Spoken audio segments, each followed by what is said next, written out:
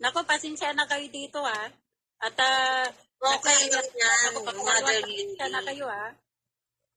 Mas maigi yun, dito ka nagwalwal para lalong sakit na sakit yung mga yan. Kita mo, ang topic namin dito, pinakikialaman nila.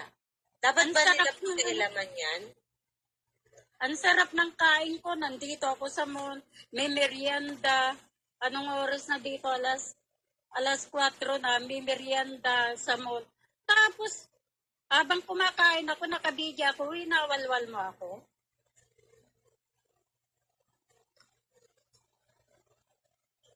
Ikaw na matanda, tigil-tigilan mo ako. Ayaw kitang maigaya kay Panot, ha? Ayan, ha? Warning ko sa'yo, ha? Hindi kahit kailan, hindi mo ako pwedeng babalahurain dito, ha? Hindi mo ako kayang diktahan. Matigas ang ulo ko, lalo na mali ka.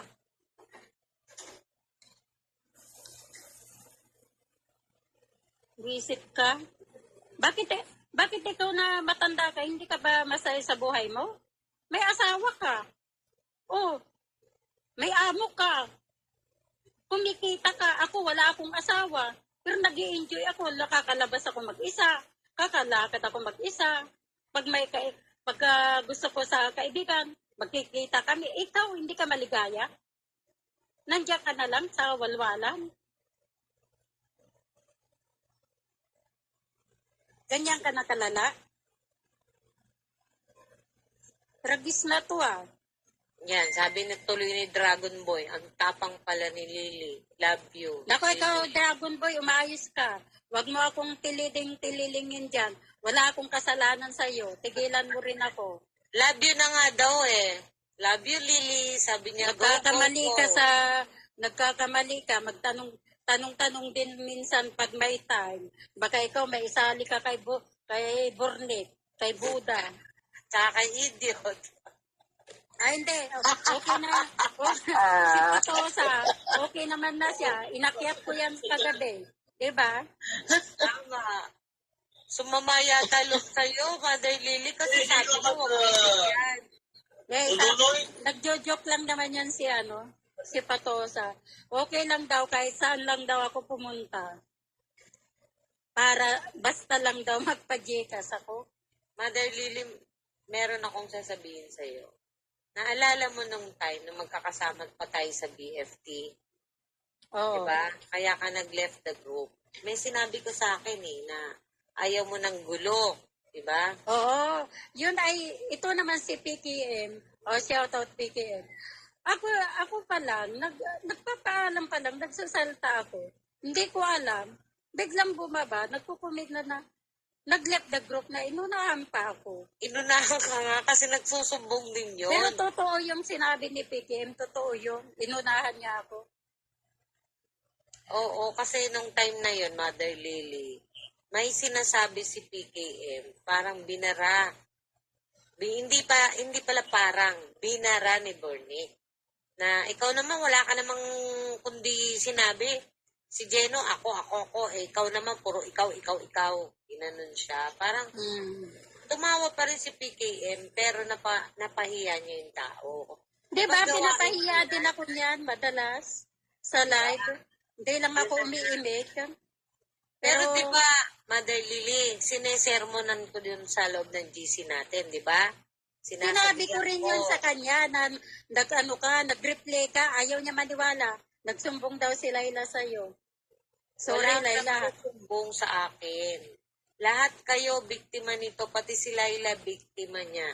Walang nagsumbong sa akin kung hindi ako ang nakamonitor sa inyo dahil ako ang may hawak ng susi. At saka sinabi ko na, sabi mo rin na, di ba, sabi mo nag-replay ka? Okay, hindi ako nagre-replay, nakikinig ako. Nakikinig ako dahil ako yung nakabantay, nasa backstage nyo lang ako. Ako yung nagpapaakyat lagi, di ba?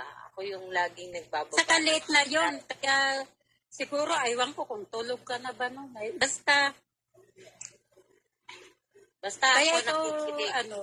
Kaya ikaw, Celia, mabuti binago yung usapan dito. Hindi, aywan ko, pag hindi ko mapigilan talaga ang bibig ko, pera gaba, Ayokong mag-ano sa matanda eh.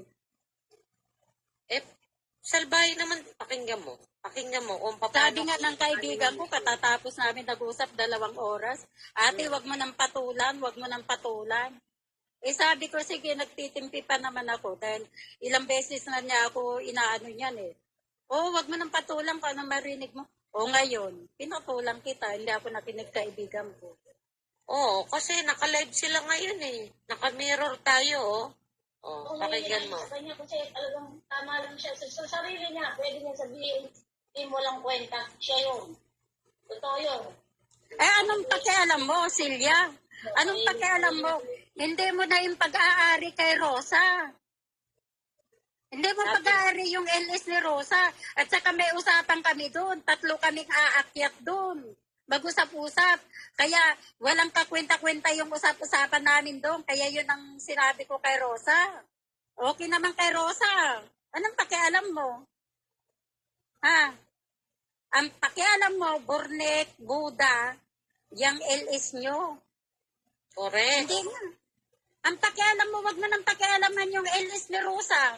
Dahil okay kami ni Rosa. Nag-usap kami kung ano yung ano. Kung mag-LS ay gano'n ng tambilya. Wala kang pakialam doon. Ha? Gusto mo, pagawain kami ni Rosa? Hindi ka makontento sa sarili mo. Pati channel ng may channel, pinakikialaman mo.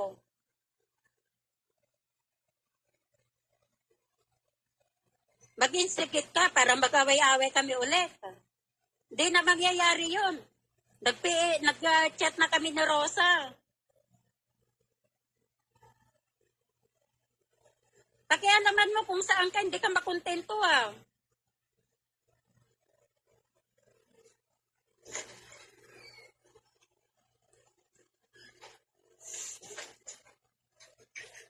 Natatawa ako dito Ano sa kaya ang Borneo. problema nitong matanda na ito na hindi Malaki. nauubusan?